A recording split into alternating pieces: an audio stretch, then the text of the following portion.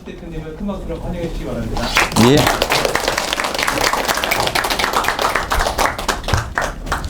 이 산상수훈도 인문학 총서로 나왔다는 게 재밌지 않습니까? 이 종교 경전인데, 좀 산상수훈을 좀 해방시켜 드려야 되는 게요.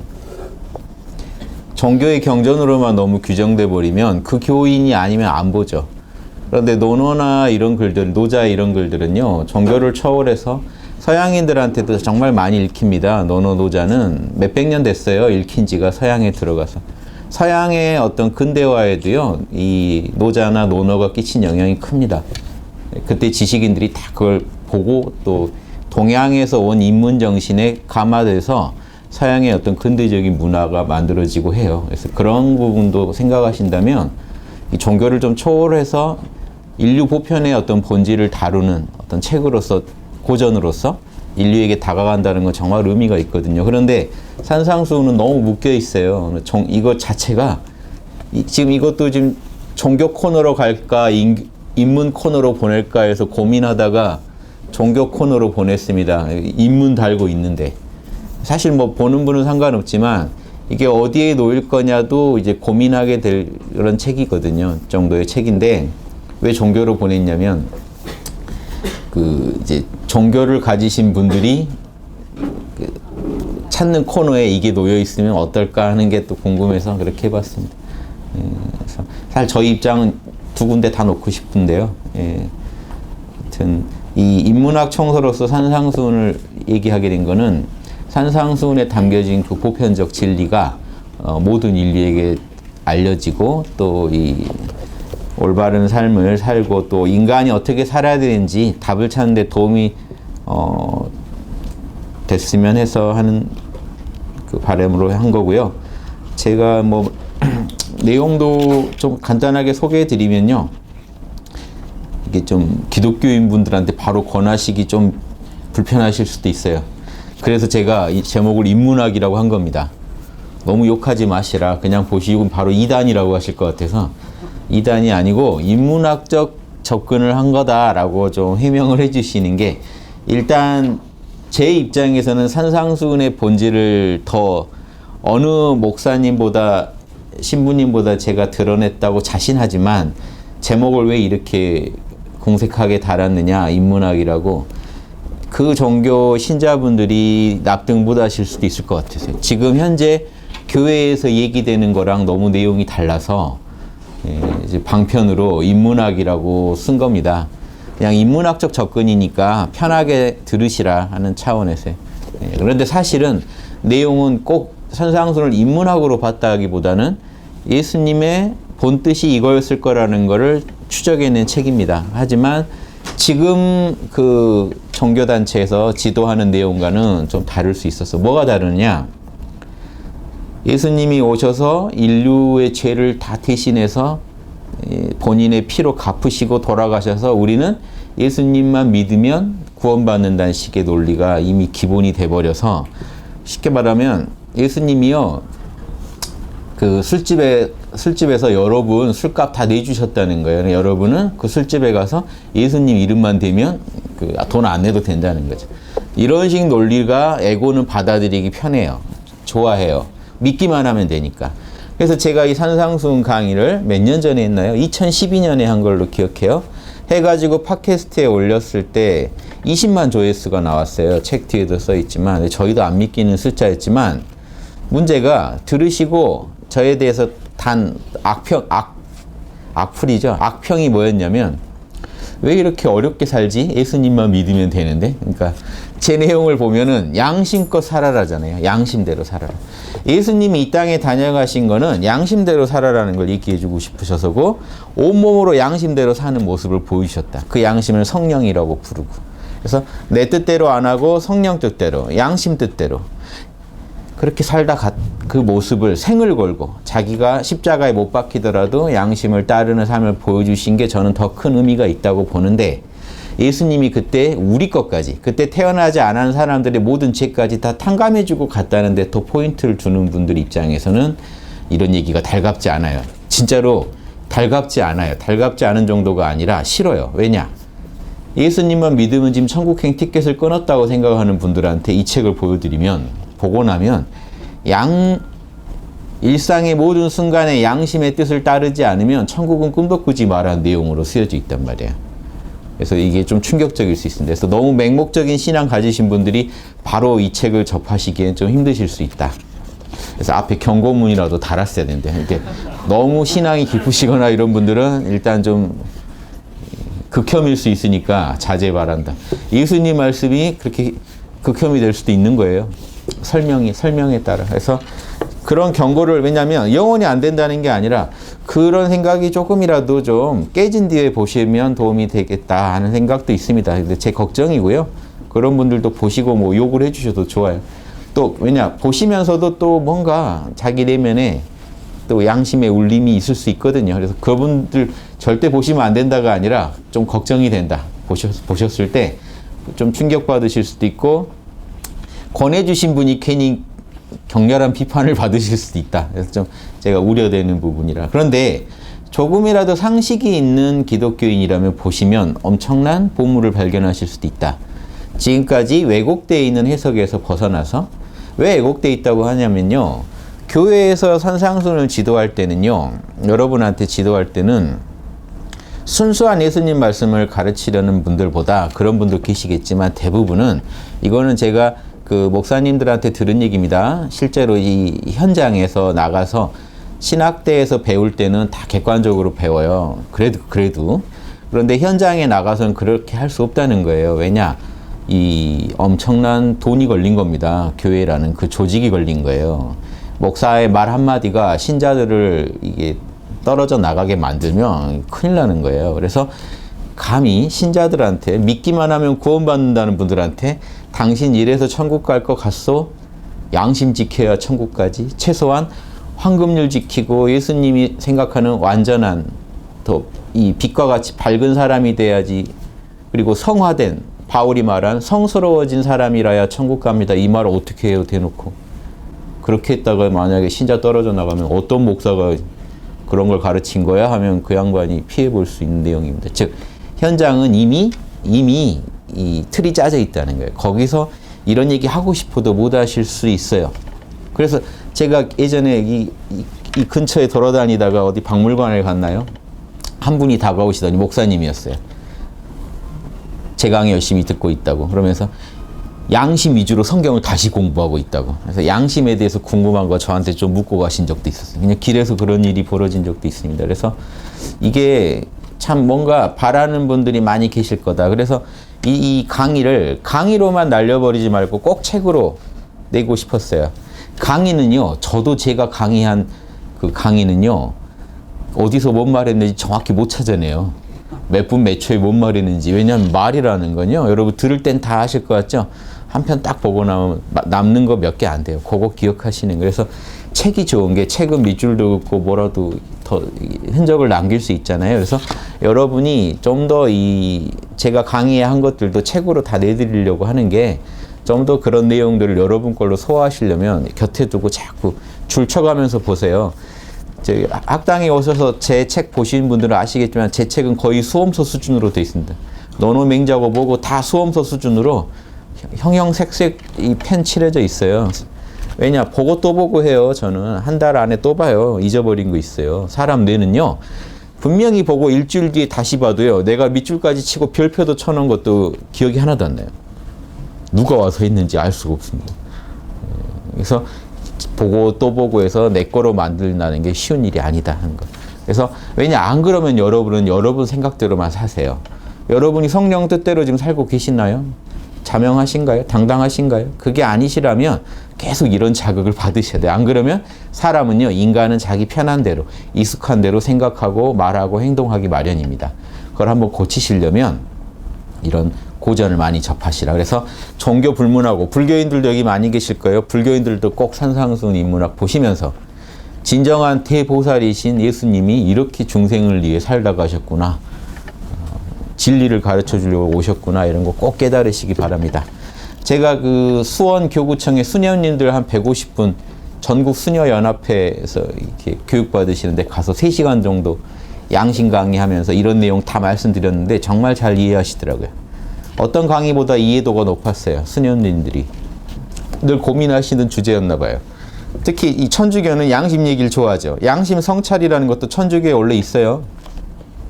하루 중에 하느님이 나한테 뭔가 말씀하셨는데 내가 못 알아챈 게 있을까봐 성찰하는 게 양심 성찰입니다. 천주교에.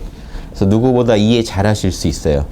그래서 그 개신교도 있는데 굳이 천주교 사진을 여기 수녀님들한테 그때 강의했던 사진을 넣은 게 특히 천주교인들은 훨씬 더 잘 이해하실 수 있다는 확신이 있어서 제가 이렇게 해봤습니다. 그래서 이 내용은 아무튼 살다가 내가 성경을 읽는구나 하는 그런 분도 계실 거고, 그래서 읽기 편하게 제가 최대한 도와드렸고요. 이렇게 보시면 여기 목차만 보셔도요. 하느님의 마음으로 율법을 완성하라. 이게 양심 아닙니까? 양심으로 율법을 완성하라. 그 다음이요. 율법보다 양심을 지켜라.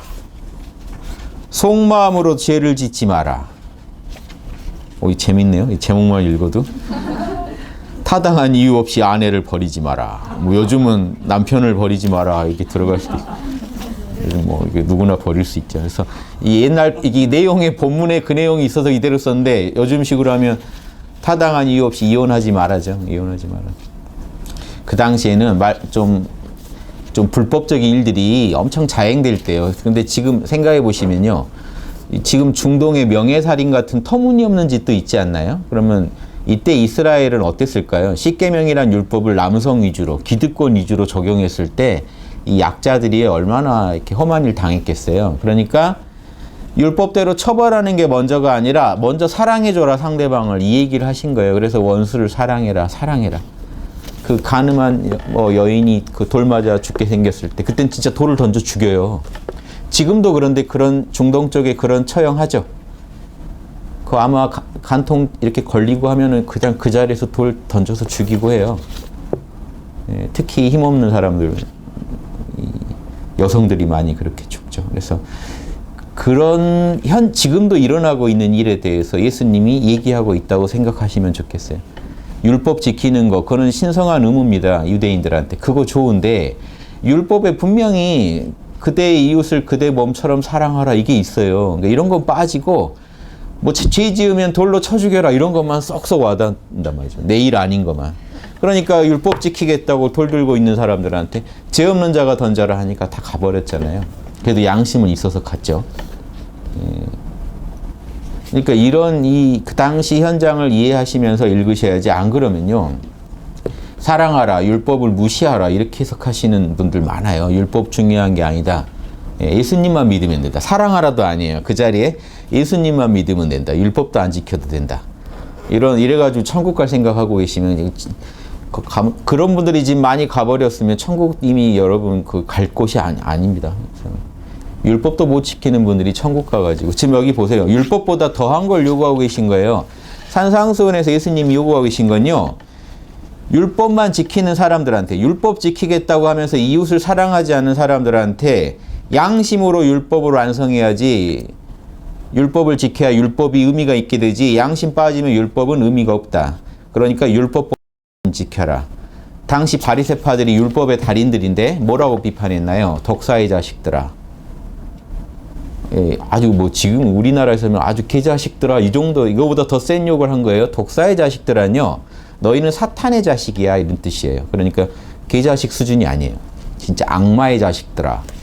너네는 겉만 꾸미고 있다. 율법을 지키면서, 율법을 잘 지키던 사람들입니다. 바리새파가 율법의 달인들이니까. 율법을 잘 지키고 있는 것 같지, 천국 갈 것 같지, 겉만 지키면 되냐? 속은 시커먼데 겉을 만든 분이 속도 만들었다. 속을 다 하느님이 보신다. 그래서 속마음으로도 죄 짓지 마라 이 얘기를 한 겁니다. 그래서 보세요. 타당한 이유 없이 이혼하지 마라 이것도요. 그때는요, 율법에 핑계대 가지고 이혼하고 싶으면 쉽게, 결국 이웃을 사랑하라는 건 빠지고, 어떻게 보면 자기 유리한 걸 취하기 위해서 율법을 악용하고 있는 사람들한테 양심 빠지면 율법 의미 없어 이 얘기를 한 건데, 그럼 그 얘기는 뭡니까? 반대로 말하면 율법은 되게 중요한 거죠. 양심 가지고 율법을 꼭 지켜야 되는 겁니다. 그래서 우리가 율법 중에 제일 대표가 뭐냐면요. 예수님이 율법을 다시 십계명을 줄여주죠. 십계명이 나쁘다는 게 아니라 십계명을 딱 핵심만 줄여줍니다. 그게 뭐였죠? 하느님 사랑하고 이웃을 사랑해라. 그래서 뭐 부모를 공경하라 이런 내용들을 다 종합해서 이웃을 사랑하라로, 남을 나처럼 사랑하라로 딱 정리해 주시면 돼서, 남을 나처럼 사랑하라는 그것을 지키려면 사랑의 마음이 없이, 양심 없이 어떻게 지킵니까? 그래서 구체적 방법론으로 황금률을 이 산상순에서 제시해 주시는 거예요. 황금률을 내가 받고 싶은 대로 남한테 해줘라. 즉 가족을 사랑하려면요, 가족한테 받고 싶은 걸로 내가 먼저 해줘라. 이웃을 사랑하려면 이웃한테 받고 싶은 걸로 먼저 해줘라. 부모를 공경하라까지 딱 그 구절로 묶으셨잖아요. 그러면 부모한테도 어떻게 하라는 거죠? 내가 이 부모라면 받고 싶은 그걸 먼저 해줘라 이거죠. 그래서 그거 하나로 다 풀어줍니다, 예수님. 그리고 가실 때 요한복음에서 하느님 사랑하라, 이웃을 사랑하라를 더 하나로 줄여서 뭐라고 하나요? 서로 사랑하라 이러고 가세요. 계명을 내가 새 계명을 준다. 서로 사랑하라. 그래서 이게 새 언약 같이 보여요. 그래서 이거 신약이라고 합니다. 그런데 구약이랑 다를 것 같죠. 구약에 있는 십계명하고 신약에 있는 서로 사랑하라가 다를 것 같지만 같은 내용이에요. 모세 때 하느님이 이미 십계명을 주면서 이거 양심적으로 지키라고 준 거지, 그냥 이거 형식적으로 지키라고 준 게 아니잖아요. 그게 그러니까 구약이라고 나쁜 게 아니고요. 예전에 이미 계약을 했는데, 언약을 했는데 하나님하고 언약이 잊혀진 거예요. 본질이 잊혀져 버린 거예요. 그래서 새로운 계약, 새로운 언약이 필요했던 거예요. 그래서 예수님이 산상수훈이라고, 산에서 설교한다라고 하는 겁니다. 실제로 다른 복음에 보면 똑같은 내용인데 평지 설교예요. 평지에서 얘기해요. 그래서 실제로 이게 산에서 있었던 거라는 증거는 없어요. 왜?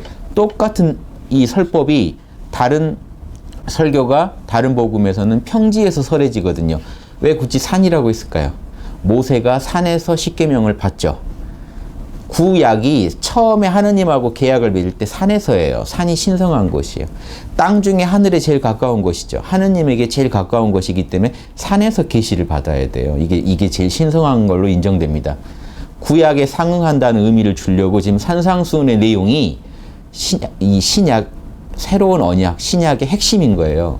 성서, 그래서 성서 가운데 성서라고 하는 겁니다. 이 산상수훈이 짧은데 요걸 어서 모세는 산에서 받았지만 예수님은 어디서 이 하느님을 대신해서, 하느님의 분신이기 때문에 어디서 얘기를 해줘요? 사람들한테 산에서 해주는 거예요. 그만큼 이게 중요한 겁니다. 그래서 이것만 아시면 다른 복음 안 보셔도 여러분 성서의 가장 핵심을 알고 계십니다. 예수님이 이 땅에 왜 왔는지는 산상수훈을 봐야 알아요. 그럼 여기서 이게 뭡니까?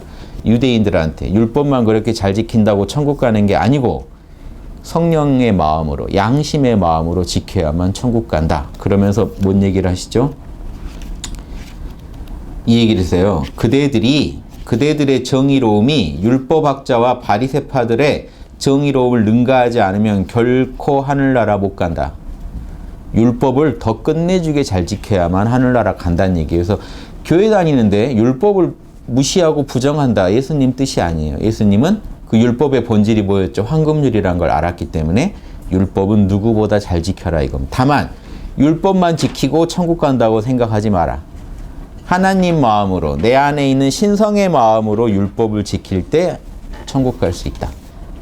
그러니까 이게 결국 어려워지죠. 지금요, 교회에서 예수님을 믿기만 해도 성령을 받는다고 생각해요. 하느님 자녀가 될 수 있다고. 예수님이 이미 그렇게 다 우리 것까지 해결해 놓고 가셔서 예수님만 믿으면 우리도 하느님 자녀가 될 수 있다. 율법을 안 지켜도. 이걸 바울이 강조했죠. 그래서 칭의라고 하죠. 칭의. 믿기만 하면 나도 의로워진다. 율법을 지키지 않아도 의로워진다. 이걸 되게 강조하는데 이거는 좀 다른 차원입니다. 즉 우리는 원래 하느님 자녀예요. 우리 안에는 원래 성령이 있어요. 그래서 예수님을 일심으로 믿음으로써 내 욕심을 내려놓고 예수님한테 순복함으로써 내 안에 있는 신성을 깨닫게 됩니다. 그건 원래 신성한 게 내 안에 있기 때문에 내가 율법을 안 지켜도 우리가 원래 하느님 자녀이기 때문에 깨닫는 거예요. 그래서 그 말도 맞아요. 칭의. 근데 이것만 강조하는 것, 즉 믿기만 하면 우리는 의로워진다고 강조하는 그곳은 엉터리라는 겁니다. 왜냐? 그러면 진짜로 그럼 여러분이 의로워졌으면, 거룩해졌고 신성해졌으면 십계명 그리고 그 본질인 황금률을 자동으로 지키실 수 있어야 돼요. 못 지켜요. 자, 이게 불교의 도노 점수랑 같아요. 불성을 깨달아서 내가 그걸 부처인지는 알았는데 부처의 행실이 안 나와요. 문제가. 무의식까지 들어있는 우리의 죄 때문에. 그래서 이 아시는 목사님은요, 내 안에 죄 죽이기 이런 책을 예전에 봤는데 그분은 천주교도 아니에요. 목사님인데 정확히 쓰고 있더라고요. 우리 무의식에 있는 죄까지 지우려면 우리는 엄청나게 닦아가야 된다. 그게 성화의 과정이에요. 우리가 신성해지는 과정이에요. 바울이 말한 성화. 완전한 존재가 되는 거예요. 그래서 여러분, 그 진짜 믿음은 이걸 믿음으로 다 얘기할 수도 있습니다. 여러분, 하는 예수님을 진심으로 믿고 예수님 안에 있는 성령을 믿는다면 여러분도 여러분 안에 있는 성령을 깨달을 수 있어요. 이게 다가 아니에요. 성령 뜻대로 산다는 것은 거룩해지는 과정이고 율법이 온전히 이루어져야 됩니다. 여러분을 통해 율법이 완성돼야 돼요. 자, 이 모든 거를 믿음으로 얘기한다면요, 믿음의 초기 단계예요. 내가 하느님의 자녀라는 걸 깨닫는 건. 그런데 하느님 자녀로서 못 살고 있다. 황금률을 내가 못 지키고 있다. 그럼 믿음이 아직 부족한 겁니다. 믿음을 완성시킨다는 건 뭐죠? 내가 완전히 거룩해질 때 하느님과 나 사이에 이 투명한 관계가 되면서 진실로 신뢰하는 고차원적 믿음의 삶을 사는 겁니다. 그래서 믿음이 단순한 문제가 아니다. 왜냐? 나는 교회 예수님을 믿기로 했어. 그런데 사는 거 보면 막 살아요. 그리고 일주일 뒤에 또 교회 가서 회개해요. 이게 뭐 문제가 있냐면요. 여러분 진짜로 정의로워지시고 의로워지셨다면요.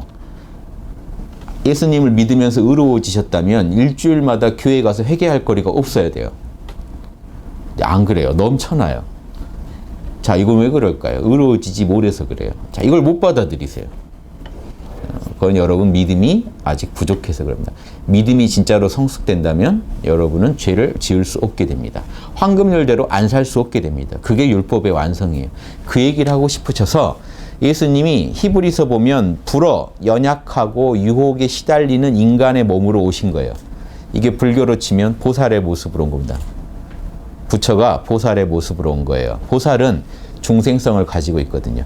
중생의 취약한 면을 다 갖고 있어요. 그런데 중생들은 그 취약한 탐진치의 유혹에 넘어가는데 예수님은 그 유혹을 다 받으시면서 이겨낸 거예요.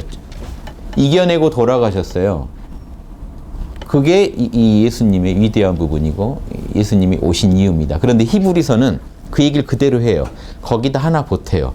그럼으로써 우리 죄까지 다 탕감해줬다. 이 얘기를 자꾸 예수님한테 보태려고 하는데 그 말도 맞아요. 예수님을 믿으면 우리가 이제 예수님처럼 살 수 있는 길이 열리니까 길을 열어주신 건 맞아요. 그런데 예수님이 여러분 노력 없이 모든 걸 노력을 하지 않아도 다 구원받을 수 있게 해놓고 가신 건 아니라는 거예요. 그래서 여러분 예수님을 믿어야 돼요. 먼저 여러분의 노력이.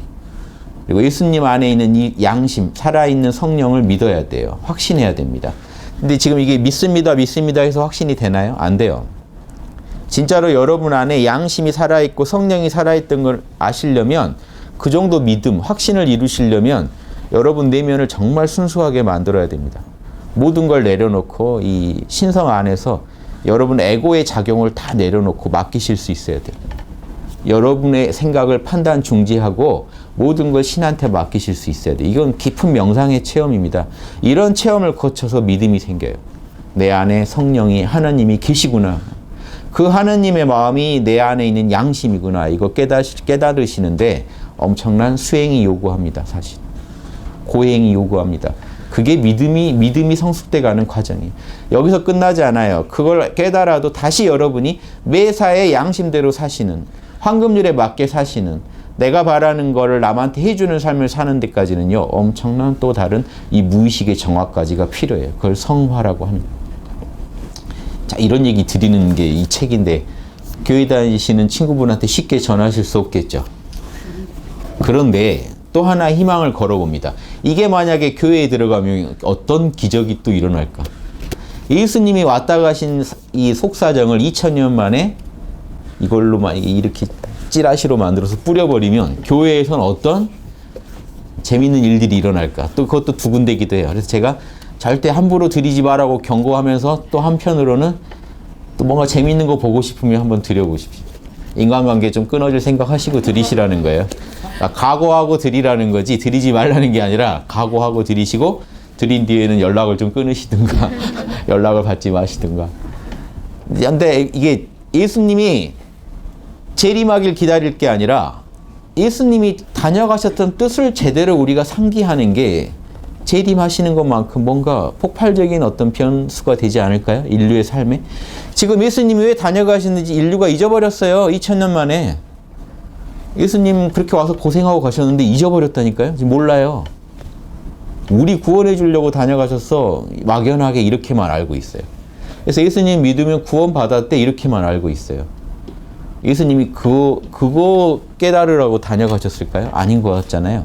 그 속사정이 산상수훈에 다 있습니다. 그래서 꼭 읽어보시고요. 산상수훈의 핵심만 제가 한번 읽어드릴게요. 산상수훈의 가르침을 제가 요약해봤습니다. 212페이지입니다. 이게 그때 산상수훈 강의할 때 나눠드린 거예요. 뿌린 대로 거두리라. 황금률을 지켜서 내 이웃을 내 몸처럼 사랑하면 선이요. 그렇지 못하면 악입니다. 악이 다른 게 아닙니다. 이웃을 내 몸처럼 사랑하지 못할 때, 내가 받고 싶은 걸 이웃한테 못 해줄 때 그게 악이라는 겁니다. 대통령이 국민이라면 절대로 받고 싶지 않은 정치를 국민들한테 가했다면 그게 악인 거예요. 그런 짓 하고도요, 부끄러운 줄을 모르고 또 헌법재판소 가서 따집니다. 잘못한 게 아니라고 막 법 따져보고. 법 따지고 있는 그런 정신머리가 대통령감이 아니라는 증거예요. 진짜 예전에요, 신라 때 진성여왕 같은 그때도 비선 실세 때문에 욕먹고요, 난리 났던 신라 이제 망하게 했던 왕인데, 진성여왕도요, 수사해보자, 법대로 가보자 안 했어요. 내가 책임지고 하야 한다고 했어요. 왜냐? 그 과정에서 국민들이 또 고생하니까. 근데 끝까지 가봅시다 하는 건요, 솔로몬의 그 판결에서 있죠. 아이 가지고 싸우니까 그 아이를 반 잘라 가지라니까 진짜 엄마는 그러지 말자고 하죠. 가짜 엄마는 어때요? 끝까지 가봅시다. 잘라서 가집시다. 이거랑 똑같은 겁니다. 그래서 뭐가 선이고 악인지는요, 나 법대로 따져봐서 하자 없잖아요 하고 우기는 그 마음이 악일 수도 있다는 거 아셔야 돼요. 실정법에서는 안 걸리지만 도덕법에서는 악인 겁니다. 그래서 선악은요, 황금률로 결정난다는 거 아신다는 게 되게 중요합니다. 매사에 실정법 모르셔도 여러분은 법대로 사실 수 있어요. 양심만 따라가시면. 양심 어기시면요, 법에 혹시 하자가 있더라도 그건 악입니다. 그걸 온 국민이 다 알 수 있어요. 왜? 온 국민 마음 안에 다 양심이 있으니까. 그래서 아주 어딘가에 현혹되고 세뇌되지 않으면 상식적으로 판단할 수 있거든요. 자, 그럼 결과를 봐도 알 수 있어요. 선을 행하면 축복이 있고요, 악을 행하면 반드시 재앙이 있을 것입니다. 하느님은 행실대로 갚아주시는 분이니까요. 그러니 하느님이 주신 양심의 율법을 어겨서는 안 됩니다. 율법을요, 하느님이 모세한테만 줬대요. 우리 민족은 율법을 못 받았어요. 이런 말도 할 수 있죠. 그래서 율법을 지킬 필요가 없어요. 아니면 못 지키겠어요. 다 헛소리인 게, 사도 바울이 뭐라고 하냐면요, 양심의 율법이 새겨져 있다는 말을 써요. 그래서 율법을 따로 모세처럼 받은 일이 없는 이방인들, 그리스나 이런 로마인들도 다 양심의 율법이 새겨져 있으니까 율법 받은 거랑 똑같다 이 말을 해요. 그럼 이미 기독교 초창기에 이런 얘기 다 나왔던 얘기예요. 그런데 지금도 이런 얘기하면 놀라십니다. 성경에 그런 얘기가 있다고? 그런 데는 잘 안 보여요. 믿으면 이루어지이다 이런 것만 자꾸 보이고, 어떤 죄도 하느님은 다 이렇게 덮어주신다 이런 구절만 찾아서 읽으시지. 그런데 그 심보에는요, 죄 또 짓겠다는 심보가 있어요. 어머니가 다 해주시는 어머니한테는요, 각성하고 이 어머니 고생스럽게 안 해야지 하는 효자보다는 되게 누울 자리를 보면 다리를 뻗는 이 자녀들이 많거든요. 그래서 옳지 않다 이겁니다. 그래서 지금이라도 우리 각성하자. 다만 율법을 온전하게 완성할 수 있는 힘은 오직 성령의 은총에서만 주어집니다. 바리새파가 왜 실족했을까요? 성령의 은총, 즉 양심의 능력을, 양심이 우리 내면에서 하는 능력이에요. 우리 에고가 하는 게 아닙니다. 지금 여러분 광화문 거기 촛불, 그 추운데 촛불 들고 나가시는 분 내면에서 에고는요, 토요일날 집에서 치킨이나 시켜서 좀 TV나 보면서 쉬자고 할 거예요. 근데 누가 못 쉬게 한 건가요? 그 안에 어떤 힘이 있어서 끌고 나간 건가요? 이건 아니지 하고 끌고 나가게 하니면요, 그게 성령의 은총이고 양심의 힘입니다. 양심이 우리 안에서 작동하면요, 우리 생명도 못 돌아보게 만듭니다. 여러분 지하철에 빠진 누구 구하다가 죽은 사람이 있죠. 왜 잠시나마 자기 생명을 못 돌아봤을까요? 그 에고가 할 수 있는 일이 아니죠. 에고는요. 지하철에 누가 떨어져 있더라도요. 나 아니라 다행이다는 마음이 드는 게 에고예요. 근데 왜 내가 거기 뛰어들어서 내가 죽냐고요. 부당하게. 양심이 시키니까 그 순간에 자기 생명도 잠시 잊어버렸으니까 간 겁니다. 그게 이 성령의 은총이라는 거예요. 그런데 자, 사람은 불가능하나 하느님은 가능합니다. 마태복음에 나오죠. 성령과 양심의 사역이 없이는 내면에서 이웃을 자신처럼 사랑할 수 없습니다. 우리 에고는 그게 안 돼요. 그래서 여러분의 이기적인 마음을 보고요. 나는 하느님이 나를 버리겠구나 하지 마세요. 하느님이 원래 그렇게 만들어 놓은 분이에요. 여러분 이기심을 누가 만들었다고요? 하느님이요. 만든 분한테 따지세요. 왜 그걸 여러분이 고민하세요? 아버지 이렇게 만들어 놓고 사랑하라고 하면 됩니까? 뭔 일만 생겨도 내 이익부터 따지게 내 에고가 작동하게 돼 있는데 내 마음이 이웃을 사랑하라니 말이 됩니까? 할 때 하느님이 뭐라고 한다고요? 양심도 심어놨다. 그거 꺼내 써라. 이렇게 나온다는 거죠. 그러니까 에고가 그러면 안 되는데 그럼 하느님이 잘못 만드신 거예요. 에고가 그렇게 작동된다고? 이러면 잘못된 거죠. 알고 만드신 겁니다. 우리 에고는 나를 위하는 마음이에요. 근데 하느님이 중을 잡으라고 균형 잡으라고 모두를 위하는 양심도 심어놨다 이겁니다. 우리 안에 들어와서 사실은 하느님이 거하고 계신다. 그래서 우리는 이웃을 사랑할 수 있는 겁니다. 사랑이 하나님이라 이런 말씀도 이래서 나온 거고요. 성령 양심의 은총에 의해 우리는 하느님을 아빠라고 실제로 아빠라고 예수님이 부르셨습니다. 받아들일 수 있고 이웃을 내 형제로 사랑할 수 있는 겁니다. 모든 거는 양심으로 가능합니다. 그 양심 자리를 깨달아야죠. 그래서 이기적인 욕심보다는 이웃을 자신처럼 사랑하는 양심을 중시할 때, 바깥보다 안을 신경 쓸 때, 남을 비판하기보다 자신을 먼저 반성할 때, 원수를 증오만 하기보다 불행한 이웃으로 바라보고 사랑할 때 하느님과 우리가 다시 하나가 될 수 있고 그럴 때 우리 안에서 성령의 사역이 시작될 거다. 이게 산상순의 저는 핵심 가르침이라고 봤습니다. 요 얘기 해주시려고 오셨다. 그리고 말로만 하면 사람들이 안 믿죠. 생을 걸고 이걸 따르는 모습을 보여주고 가신 겁니다. 그래서 이 부활하셨냐 안 하셨냐는 사실 중요한 게 아니에요. 그렇게 살다 가셨다는 게 중요한데 굳이 부활의 의미를 따지자면요. 부활도 중요한 의미는 있어요. 뭐냐면요. 유대인들의 기본 논리가 인간이 유혹에 당해서 죄를 지었기 때문에 그 대가로 우리는 죽음을 이라는 어떤 형벌을 받았다고 생각합니다. 그런데 예수님이요. 똑같이 유혹을 받으셨는데 죄를 안 지었어요. 그랬더니 어떻게 돼요? 부활을 해버렸어요. 부활이 보여주는 상징적인 의미는 큽니다. 즉 인간이 죄로부터 해방될 수 있다는 걸 보여주신 거예요. 나 해방되는 거 봤지? 너희도 나처럼 살면 다 해방돼서 천국 갈 수 있어. 요걸 보여주신 거예요. 이해되시죠? 이게 뭐 포인트입니다. 거기에 자꾸 내 죄도 좀 같이 갖고 가세요. 이러지 마시고 여러분 건 여러분이 해결하세요. 길을 보여주셨는데 길대로만 가면 되는 거 아니에요. 제가 온몸으로 양심의 삶이 뭐다는 걸 다 보여주고 갔더니 후대에서 갑자기 100년 뒤에 지구에 와봤더니 다 앉아가지고 윤홍식 하고 있는 거예요. 왜 양심 안 지켜? 그때 윤홍식이 왔다 가실 때 저희 것까지 다 탕감하고 가셔서요. 저희는 윤홍식만 빌면 됩니다. 나무 윤홍식. 뭐 그거라도 해라. 노는이 연불이라도 하라고. 그거라도 해라지. 딱 내 마음에 든다고 말 나올 제자들입니까? 아니죠. 지금 딱 그 꼴이다 아시면 되겠습니다. 이 땅에 바치는 기도. 이게 2012년 대선 끝나고 많은 국민들이 집에서 끙끙 앓고 계셨어요. 뭔가 직감하셨나요? 봐요. 이번 대통령이 좀 심각할 거라는 걸. 그래서 그분들한테 그때 대선 끝나고 크리스마스 때 제가 강의한 거라 너무 우울해 계셔서 힘내라고 드린 말씀이다. 이 땅에 바치는 기도. 늘 깨어 있으십시오. 우리 내면에 항상 빛나는 양심의 현존을 알아차리십시오. 깨어 계세요. 매사에 양심 뜻대로 살아가십시오. 황금률에 맞게 살아가십시오. 늘 고요할 땐 깨어 있고 움직일 땐 황금률입니다. 이게 다예요. 이게 24시간 하느님과 양심과 함께하는 법입니다. 혼자 앉아서 자기가 만든 하느님만 24시간 기억하고 있는 게 그게 24시간 함께하는 게 아니고 내가 만든 게 아닌 내 안에 있는 양심을 만나고 양심의 뜻대로 사는 게 양심과 함께하는 겁니다. 언제 어디서나 황금률을 실천하십시오. 내가 받고 싶은 거를 남에게 베풀고 내가 당하기 싫은 거는 남에게 베풀지 마십시오. 지금 이거 어기다가 정치권이 지금 저 욕을 먹고 있고 저 청와대에 계신 분이 요거 어겨가지고 지금 욕을 먹는데도 여전히 문제의식 자체가 없어요.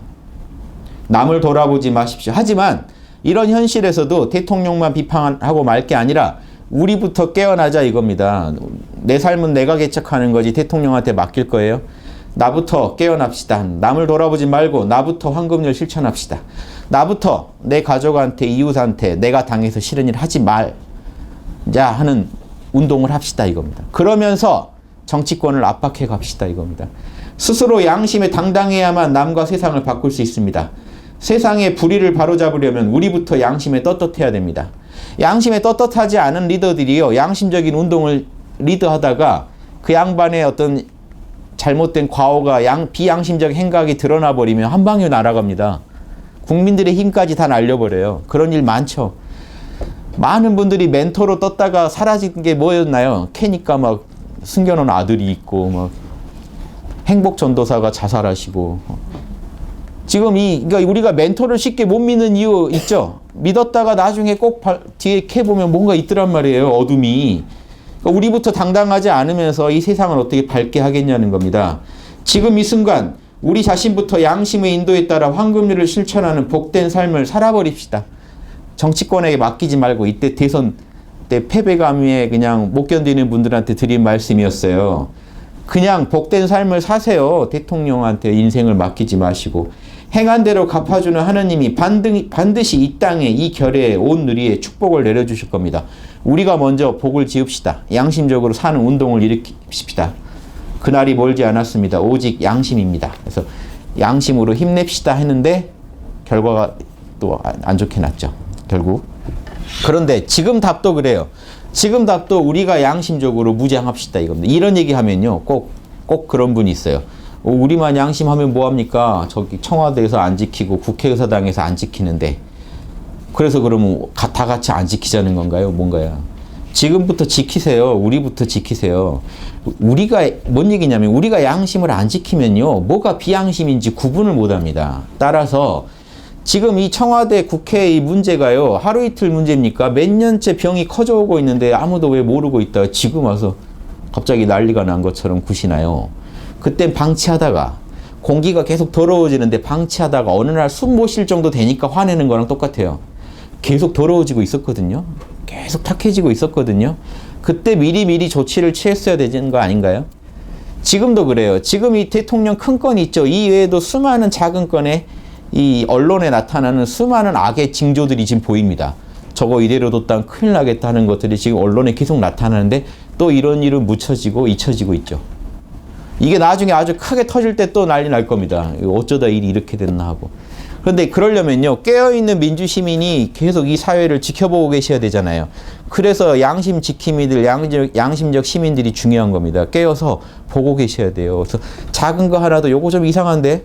일 이렇게 되려면 정치인들이 뭔가 이거 꼼수를 부렸는데 하는 것들은 체크해서요. 페북에 알리고 남들하고 꼭 공유하세요. 혼자만 알고 계시지 마시고.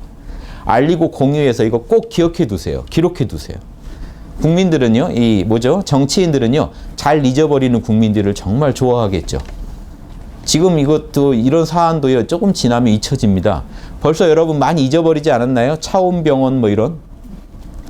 언론이 끌고 가는 대로 따라가다 보면요, 금방 잊혀져요. 뻘짓하던 애들, 폐악질 하던 애들 금방 잊어버립니다.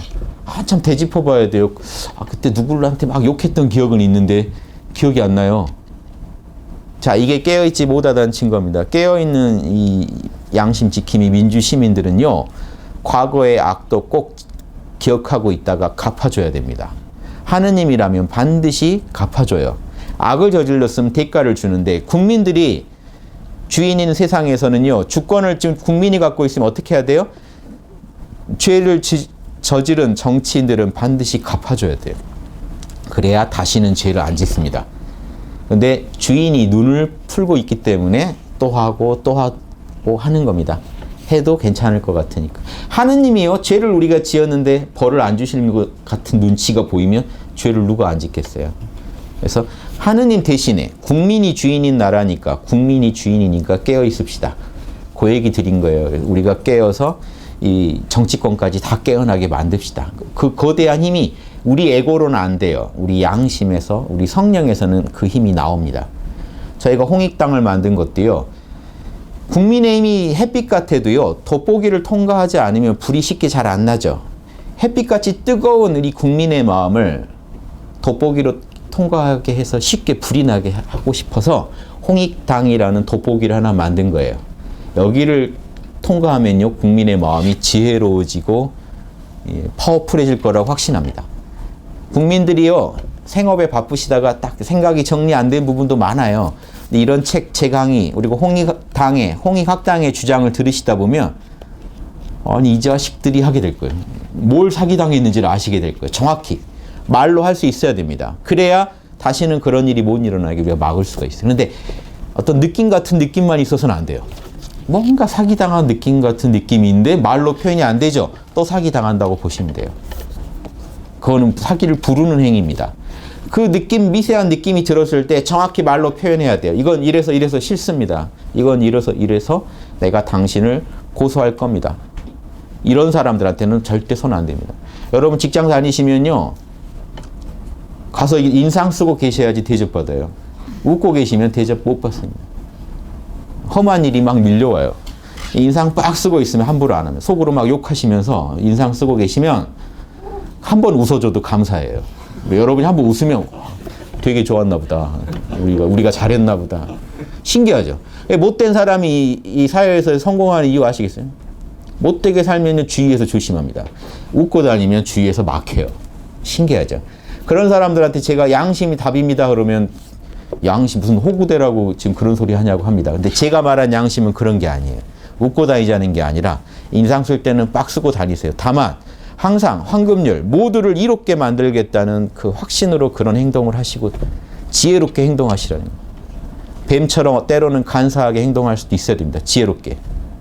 하지만 모두가 다 뭘 위해서요? 양심의 구현을 위해서 해야지 의미가 있지. 나 하나 살라고 그러고 있으면 그거는 어차피 또 악을 지을 뿐이다 하는 겁니다. 그래서 지혜롭고 그러면서도 순수한 마음을 갖고 있는 그런 위대한 민주 시민들이 많이 나오길 바라면서 저희가 이 책을 냈고, 이 산상수훈 얘기를 여러분과 나누고 싶었던 거고, 새해 홍익당 만들겠다고 지금 분투하고 있는 이 시점에서 새해 산상수훈 인문학을 낸 거는요, 성령의 힘으로 이 땅에 양심 국가가 한번 서는 거, 지상천국이 한번 구현되는 거 한번 보고 싶어서, 우리 힘으로는 안 됩니다. 우리 안에 있는 양심의 힘이 분명히 가능하게 할 겁니다. 그래서 양심의 힘을 신뢰하는 양심 지킴이들이 많이 나오길 바라요. 민주시민이라면서 양심을 신뢰하지 않는다, 내 양심의 힘을 믿지 않는다, 말이 됩니까? 종교를 떠나서 말이 안 되죠. 우리 손으로 꼭 해냈으면 좋겠습니다. 예, 마치겠습니다.